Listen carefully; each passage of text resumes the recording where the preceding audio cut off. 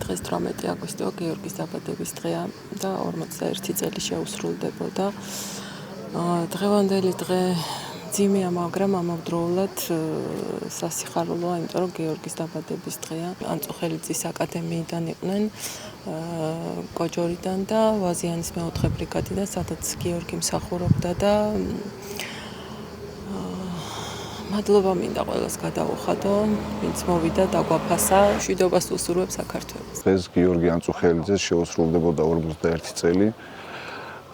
ჩვენ ეროვნული გმირის გიორგი ანწუხელიძის სახელობის სერჟანტთა აკადემიიდან ვართ, წარმოდგენილები პირად შემადგენლობა, რომლებიც პატივს მივაგებთ ჩვენს ეროვნულ გმირს და ძალზედ მნიშვნელოვანია ის ფაქტი, რომ ჩვენი ეროვნული გმირების ხსოვნა იყოს უტანყოფილი და ძალზედ მნიშვნელოვანია ის ფაქტი, რომ ქართველ სამხედროებს ძალიან დიდი წვლილი მიუძღვის ჩვენი ტერიტორიული მთლიანობის დაცვაში.